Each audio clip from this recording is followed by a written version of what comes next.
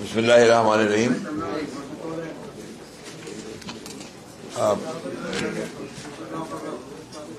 আজকে এই বিশেষ অনুষ্ঠান, আমি এটাকে বিশেষ বলছি এই জন্য যে এই ধরনের অনুষ্ঠান করতে বিএনপি অভ্যস্ত নয়। এটা সেই জন্যই একটা বিশেষ গুরুত্ব লাভ করেছে। এই অনুষ্ঠানের সম্মানিত সভাপতি, যিনি এই ফ্যাসিবাদের বিরুদ্ধে বিগত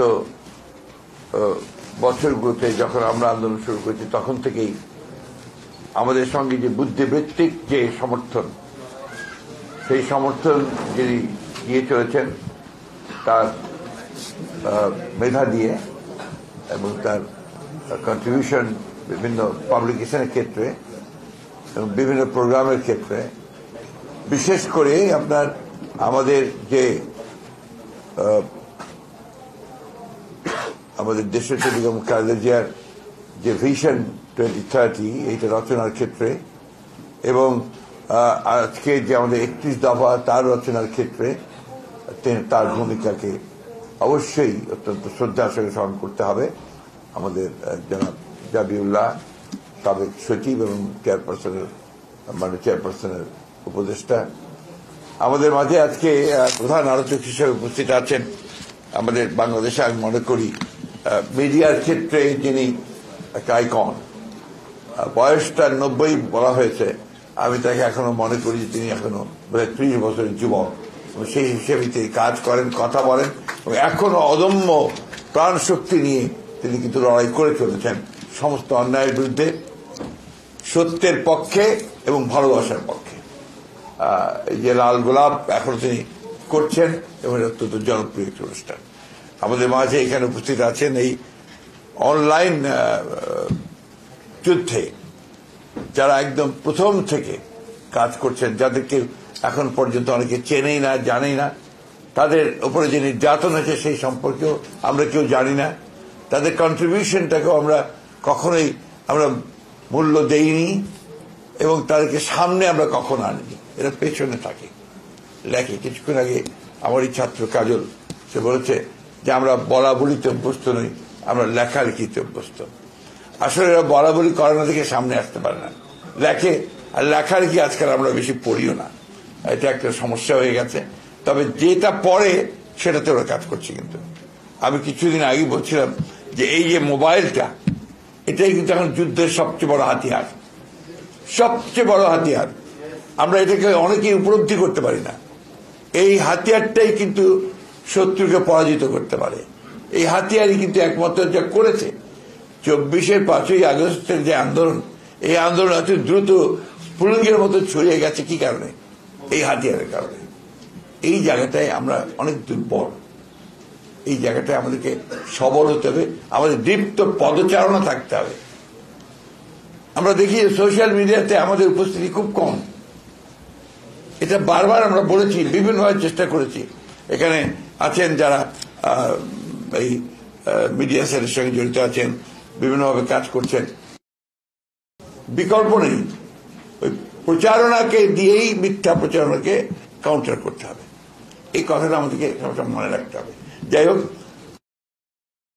তাদের প্রতি কৃতজ্ঞতা জানাই। এবং আজকে উপস্থিত আমাদের এখানে যারা আছেন, আমাদের প্রিয় সুধীবৃন্দ, আসসালামু আলাইকুম। সম্মানিত এমাজউদ্দিন সাহেব, আমাদের প্রফেসর এমাজউদ্দিন সাহেব, তিনি জীবিত ছিলেন। তার এখানে একটা আপনার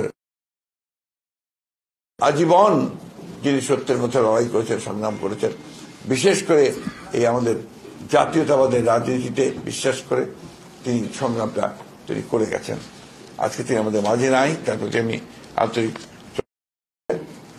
নিপীড়িত হয়েছে, নির্যাতিত হয়েছে, গুম হয়েছে, এখন পর্যন্ত তাদের মনোবল এতটুকু ছোট হয়। পারিবারিক ভাবে তারা অসহ্য কষ্টের মধ্যে পড়েছে, সেখানেও কি তারা মাথা নোয়ায়নি, মাথা উঁচু করে দেখেছে। এমন একটা সময় ছিল যখন দেশে থাকাই তাদের জন্য বিপদ হয়ে যাচ্ছিল। আমরা তার পরামর্শ দিচ্ছিলাম দেশ ছেড়ে পালিয়ে যাও, এইরকম একটা অবস্থা ছিল। যাই হোক, তারা আজকে সেটাকে অতিক্রম করে আজকে তারা একটা জায়গায় এসে পৌঁছেছে। আমি তাদেরকে ধন্যবাদ জানাই এই জন্যে যে তাদের এই সংগ্রাম বৃথা যায়নি। প্রিয় সুধীবৃন্দ, আমি দেশনেত্রী বেগম খালেদা জিয়ার ওপরে যে বইটা তারা জবানবন্দির উপরে লেখা, যে বইটা তারা করেছে জবানবন্দির উপরে, এইটা আপনাদেরকে পড়তে বলবো। তার জবানবন্দিটা যদি আপনি পড়েন তাহলে দেখবেন এটাই একটা ইতিহাস, এটাই একটা দিক নির্দেশনা, এটাই হচ্ছে সর্বশ্রেষ্ঠ রাজনীতি। এটা আমরা অনেকেই জানি না যে এটার মধ্যে কি আছে।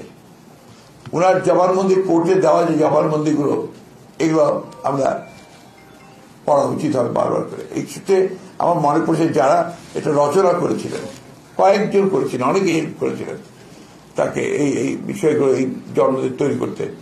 তার মধ্যে অ্যাডভোকেট রাজ্জাক সাহেব ছিলেন, রাজ্জাক সাহেব ছিলেন একজন প্রমিনেন্ট। আর একজন সাংবাদিক যিনি ম্যাডামের প্রেস সচিব ছিলেন, যিনি এখন আমাদের কাছে নেই, আমাদের সঙ্গে নেই বিভিন্ন কারণে, মারুফ কামাল। তার নাম আমি যদি না বলি তাহলে আমার নিজের বিবেকের কাছে আমি ঠিক থাকতে পারবো না। অত্যন্ত অত্যন্ত বড় কন্ট্রিবিউশন ছিল তার। শফিক ভাই নিশ্চয়ই ক্লিয়ার করবেন, শফিক ভাইও এর মধ্যে ছিলেন, তার ওইখানে কন্ট্রিবিউশন অনেক আছে। এটা আপনার দয়া করে পড়ার কথা বারবার করে সেই জন্যই বলছি। আজকে দেখুন এখানে আরোপ করেছেন ওকে যে ইতিহাসের কি অমোঘ বিধান, অমোঘ বিধান, যে কথা কিছুক্ষণ আগে আমাদের কয়েকজন বলেছেন যে আজকে দেশনেত্রী বেগম খালেদা জিয়া মুক্ত হয়ে তিনি চিকিৎসার জন্য লন্ডনে গেলেন এবং গেলেন রাষ্ট্রীয় মর্যাদা নিয়ে। তাকে সি অফ করেছে এবং তারা পথে পথে লক্ষ লক্ষ মানুষ তাকে সি অফ করেছে ভালোবাসা থেকে। এবং তাকে যেভাবে আন্তর্জাতিকভাবে তিনি যে সম্মানটুকু পেয়েছেন, কোথাও বাধা পেতে হয়নি আমাদেরকে। আমরা যেখানেই বলেছি যে এটা আমাদের দরকার, সাথে সাথে করে দিয়েছে, ভিসা দিয়েছে ম্যাডামকে নিয়ে যাওয়ার জন্য। কাতারের আমিরের প্রতি আমি আমার কৃতজ্ঞতা জানাচ্ছি যে তারা একেবারেই কোনো পারিশ্রমিক না, অর্থাৎ যেটাকে আমরা বলি রেন্ট না নিয়ে তারা এই অ্যাম্বুলেন্সটি দিয়েছেন এবং খুব দ্রুতভাবে দিয়েছেন।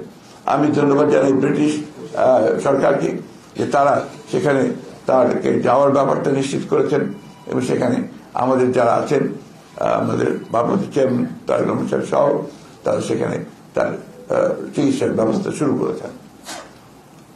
এবং এই বইটি আমি বললাম আমার কাছে যখন এরা তারিখ চাচ্ছিল, তো আমি একটু দেরি হচ্ছিল, আমরা চেষ্টা করছিলাম যে আরো বড় আকারে করা যায় কিনা, সেটা সম্ভব হয়নি। তো তারিখটা ঠিক হলো এমন দিনে যে তারিখে তার একদিন আগে গতকাল ম্যাডাম লন্ডনে গিয়ে পৌঁছেছেন তার চিকিৎসার জন্য মুক্ত অবস্থায়। এর চেয়ে বড় প্রাপ্তি ওদের আর কি আছে? যারা লড়াই করেছে, যে মহিষী নেতৃত্বের জন্য তারা জেলে গেছে, গুম হয়েছে, পায়ের নখ তুলে নিয়েছে, অত্যাচার করেছে, একজন এখন সুস্থ হয়নি, আরেকজন হাসপাতালে পড়ে আছে তার স্ট্রোক করে। তারা এইটুকু তো পেয়েছে তাদের লড়াইয়ে। দেশের বেগম খালেদা জিয়া এখন মুক্ত, চিকিৎসার জন্য বিদেশে যেতে পেরেছেন। আমাদের ভারপ্রাপ্ত চেয়ারম্যান সাহেব তিনি মুক্ত হবেন অল্প দিনের মধ্যেই পুরোপুরি কেস থেকে, তিনিও এসে আমাদের মাঝে উপস্থিত হবেন। আমাদের যে ত্যাগ, আমাদের জনগণের, আমাদের ছাত্রদের, আমাদের যুবকদের, আমাদের স্বেচ্ছাসেবকদের, আমাদের মহিলাদের, এটা কোনো মতেই বৃথা যাবে না, বৃথা যায়নি। আমরা তো অন্তত ফ্যাসিবাদকে সরাতে পেরেছি, টাড়াতে পেরেছি, তাই না? এইখানে আমরা যেন কোনো হীনমন্যতা না ভুগি। কিন্তু দুর্ভাগ্য আমাদের, দেখেন এখন এই হাসিনা চলে যাওয়ার পর থেকে, পালানোর পর থেকে আমরা কেন জানি না নিজেদেরকে আবার সেই পুরো বিশ্বাস ফিরিয়ে আনতে পারছি না, ঐক্যের জায়গাটাতে থাকতে পারছি না। কি দুর্ভাগ্য যে এখন যেটা শুরু হয়েছে এটাকে আমি মনে করি এতটুকু সুস্থ ব্যাপার না, অসুস্থ একটা প্রতিযোগিতা শুরু হয়েছে ক্ষমতায় টিকে থাকবার জন্য। আর ক্ষমতা তো টিকে থাকবে তখনই যখন এটাকে তুমি সেটেল করতে পারবে, স্টেবিলিটি আসবে, ইনস্টিটিউশনটা আসবে। এবং তার জন্য আমরা যে কথা বারবার বলছি, সংস্কার তো আমরাই শুরু করেছি ভাই, আমরাই প্রথম সংস্কারের কথা বলেছি। এবং জিয়া রহমান সাহেব প্রথম সংস্কার করেছেন, একদলীয় শাসন ব্যবস্থা থেকে বহুদলীয় গণতন্ত্রে নিয়ে এসছেন। গ্রেটেস্ট সংস্কার উনি পুরোপুরি কাঠামো পরিবর্তন করে দিয়েছেন। এই যে সংবাদপত্রের স্বাধীনতা একদম বন্ধ ছিল, মাত্র 4টা পত্রিকা ছিল, সবগুলো প্লিজ সবগুলো সংবাদপত্র ওপেন করে দিয়েছেন জিয়াউর রহমান সাহেব। অর্থনীতিতে একটা বদ্ধ অর্থনীতি ছিল, বন্ধ, সেখানে পুরো একেবারে বৈপ্লবিক পরিবর্তন হিসেবে তিনি মুক্ত করেছিলেন। তথাকথিত ভ্রান্ত সমাজতান্ত্রিক ধারণাকে বাদ দিয়ে তিনি একটা মিশ্র অর্থনীতি, মুক্ত অর্থনীতি মতবাদ নিয়ে এসেছিলেন। বাংলাদেশের জাতীয়তাবাদের যে তার দর্শন, সেই দর্শন ইটসেলফ হচ্ছে সংস্কারের মূল মুখবন্ধ, মূল কথা। এবং 19 দফা কর্মসূচি ছিল সবচেয়ে বড় সংস্কারের কর্মসূচি। আমরা এই জিনিসগুলো কেউ হিসাব করি না। আমাদের যারা বড় বড় বুদ্ধিমান আছেন, বুদ্ধিবৃত্তিক চর্চা করছেন, বিভিন্ন রকম কথা বলছেন, they never bring this things, সামনে আনবে না। কারণ তারা তো ওই মাটির মানুষের সঙ্গে তারা এখনো সেই সম্পৃক্ততা অর্জন করতে অনেকেই পারে। আমি অনুরোধ করব যে এই বিষয়গুলো সকলকে দেখার জন্য, to study properly Ziaur Rahman, to study properly Khaleda Zia. Khaleda Zia তিনি ক্ষমতার প্রলোভনে ক্ষমতায় আপনার রাজনীতি আসেননি। তিনি এসেছিলেন যখন, তখন তার সামনে কোনো প্রধানমন্ত্রিত্বের কোন সম্ভাবনা ছিল না। তিনি এসেছিলেন একটা জাতিকে মুক্ত করতে, স্বৈরাচার হাত থেকে। গৃহবধূ সেই সামনে এসেছিলেন। তিনি দীর্ঘ 9 বছর লড়াই করেছেন। আমি বলি সবসময় যে খালেদা জিয়া প্রথম নারী মুক্তিযুদ্ধ আমার উপরে খুব রেগে যায় ফ্যাসিস্টরা, খুব বাজে কথাবার্তা বলেছে, বাট দ্যাটস দ্য ট্রুথ। 1971 সালের 26শে মার্চ শহীদ প্রেসিডেন্ট জিয়াউর রহমান যখন স্বাধীনতার ঘোষণা দেন, সেই মুহূর্তে বেগম খালেদা জিয়া ওই চট্টগ্রামের ক্যান্টনমেন্টে তিনি কিন্তু 2 বাচ্চা, শিশু বাচ্চা নিয়ে একা ছিলেন। ওই সময় সৈনিকেরা এসছে তার কাছে যে আমাদের কমান্ডার তো এখন নাই, বাইরে আছেন, আমরা আমাদেরকে বলছে অস্ত্র সমর্পণ করতে, আমরা এখন কি করব? তিনি বলছেন তোমাদের কমান্ডার ফিরে আসে বলতো তোমরা একটা অস্ত্র সমর্পণ করবে না। That was the beginning. কিন্তু দুঃখজনক ভাবে এটাকে কেউ মূল্যায়ন করতে চায় না। তারপরে জিয়াউর রহমান সাহেব যখন আমরা চলে গেছেন বিদ্রোহ করে, সেটা পাকিস্তান সেনাবাহিনীদের বিদ্রোহ করে যখন কালুরঘাটের দিকে বেরিয়ে গেছেন, তখন তিনি একা তার 2 পুত্র সন্তানকে 2 হাতে ধরে বোরকা পরে বেরিয়েছেন ঢাকার উদ্দেশ্যে। এই লড়াইকে, এই সংগ্রামকে আমরা কেউ গুরুত্ব দেবো না, মূল্যায়ন করবো না। এসে তিনি ঢাকাতে গ্রেফতার হয়েছেন পাকিস্তান সেনাবাহিনী। পাকিস্তান সেনাবাহিনী দীর্ঘ 9 মাস তাকে কারাগারে দিচ্ছে এবং 16ই ডিসেম্বর তিনি মুক্তি হয়েছেন। এটা হচ্ছে বাস্তবতা। তিনি যদি মুক্তিযোদ্ধা না হবেন, মুক্তিযোদ্ধা কি হাতের লোক ইনু আর আপনার ওই আমির হোসেন আমু, যারা ওই যে আপনার 8 নম্বর থিয়েটার রোডে বসে বসে মুক্তিযুদ্ধ পরিচালনা করেছেন। That is the problem. সমস্যাটা ওই জায়গায়। কেন জানি না আমাদের মিডিয়া দুঃখজনক ভাবে আজকে সব নেগেটিভ জিনিসগুলোকে তুলে ধরতে চায়। এটাকে পজিটিভ গুলো তুলে ধরুন, যে সত্য সেই সত্যকে তুলুন। এই জবানবন্দিতে বেগম খালেদা জিয়া শেষ কথাগুলো বলেছিলেন, আমি সেই জায়গাটা আপনাদেরকে একটু বলতে চাই। কোর্টে তিনি বলছেন,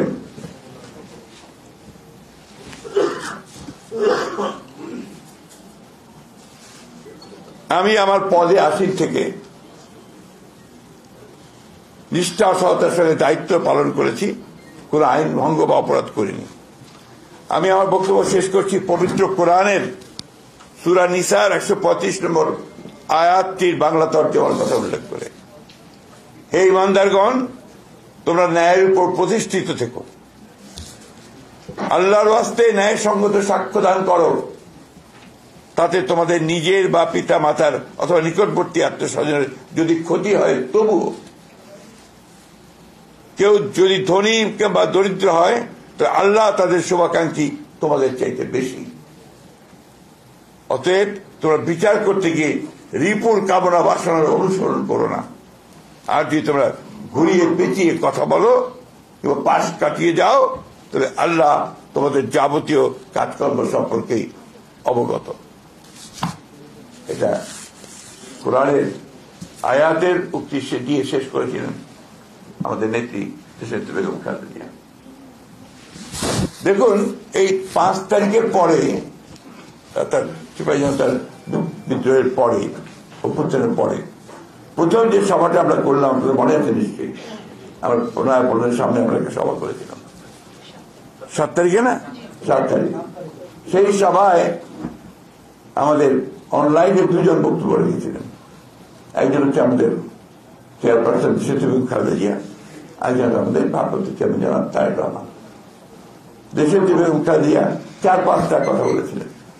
ফ্রম হসপিটাল, তার সেই অসুস্থ অবস্থার বেড থেকে তিনি বলেছিলেন যে আজকে আমাদের এত রক্তপাত, এত ত্যাগ আত্মত্যাগের পরে আমরা মুক্ত হয়েছি।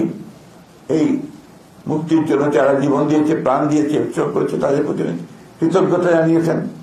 সব শেষে তিনি বলেছেন যে এখন আমাদের ধৈর্য ধরতে হবে, এখন আমরা কোনো প্রতিশোধ নেব না, এখন প্রতিহিংসা নয়, এখন প্রেম ভালোবাসা দিয়ে আমাদেরকে সামনে এগিয়ে যেতে হবে, গণতন্ত্রের প্রতিষ্ঠা করতে হবে। কয়েকটা কথা, এই কথাগুলো আমাদেরকে উপলব্ধি করতে হবে। আজকে আমরা যে কথা শফিক ভাই বলেছেন তার বক্তব্যের মধ্যে, যে অহিংস আন্দোলন করেছি আমরা সেই যে জনসভাগুলো, মহাসমাবেশগুলো করেছি বিভাগে 7 লোকে এসছে, 100 মাইল সাইকেল চালিয়ে এসছে, পায়ে হেঁটে এসেছে। এগুলো সংগ্রাম নয়, আন্দোলন নয়। তো এই জিনিসগুলো সবাইকে মনে রাখতে হবে। যার যেটা কন্ট্রিবিউশন, সেই কন্ট্রিবিউশনকে স্বীকার করতে হবে। আমরা অবশ্যই শ্রদ্ধা জানাই, আমরা কৃতজ্ঞতা জানাই সেই সমস্ত তরুণ ছাত্রদেরকে যারা প্রাণ দিয়েছে, যারা আন্দোলন করেছে, সংগ্রাম করেছে। কিন্তু বিভক্তির রাজনীতি যেন আমরা না করি। এখন যেটা প্রয়োজন, সবচেয়ে বেশি প্রয়োজন, দেশকে বাঁচানোর জন্য, গণতন্ত্রকে ফিরে পাওয়ার জন্য ঐক্য, স্ট্রাকচার তৈরি করার সংস্কার অবশ্যই লাগবে। কিন্তু সেই সংস্কারটার যে পেছনে যে শক্তিটা লাগবে, সেটা হচ্ছে একটা নির্বাচিত পার্লামেন্ট, নির্বাচিত সরকার। এটা ছাড়া সংস্কারকে কখনো আপনার লেজিটিমেসি দিতে পারবো না, আমরা এটাকে প্রতিষ্ঠিত করতে পারবো না। তাই আমি সেই সব বিতর্কে এখন যেতেও চাই না। অনুরোধ করবো যে আমরা বিতর্কে বেশি না জড়াই। আমরা আহ্বান জানাবো দেশের সমস্ত গণতন্ত্র প্রেমী মানুষদেরকে, স্বাধীনতার মানুষদেরকে, যারা ঐক্যবদ্ধ থাকবেন, বিভাজিত হবেন না। আর আমি রাজনৈতিক নেতা কর্মী যারা যে যেখানে কাজ করছেন, সবাইকে অনুরোধ করবো বিভাজন সৃষ্টি করবেন না। আমি জানি না, কিছু মানুষ একেবারে যেন ডেসপারেট হয়ে গেছে যে তার দেশকে ভাগ করবে, আবার জনগণকে বিরক্ত করবে। এখন বিভিন্ন রকম কথা বলছে, বিভিন্ন রকম আপনার উস্কানি দিচ্ছে, উস্কানিমূলক কথা হচ্ছে। আপনারা দয়া করে এগুলোর মধ্যে যাবেন না। সবশেষে যারা অনলাইন যোদ্ধা, তাদেরকে আমি আবারও কৃতজ্ঞতা ধন্যবাদ জানাতে চাই এবং এই অনুরোধ করতে চাই যে যারা সত্যিকার অর্থে, যারা সত্যির সন্ধানে নেমেছেন, যারা জাতীয়তাবাদে বিশ্বাস করেন, যারা বাংলাদেশের গণতন্ত্রে বিশ্বাস করেন, যারা দেশের কাজে নেতৃত্ব এবং কর্মচারী এবং তারেক রহমানের নেতৃত্বে বিশ্বাস করেন, তারা সবাই ঐক্যবদ্ধ হন, বিভক্ত হবেন না এবং এই লড়াইটাকে কি করে আরো বাড়ানো যায় সেই কৌশলগুলো গ্রহণ করেন। আমরা আপনাদের সঙ্গে আছি, ইনশাআল্লাহ। আমরা অতীতে সফল হয়েছি, আমরা আবারও সফল হব। আপনাদের সকলকে ধন্যবাদ।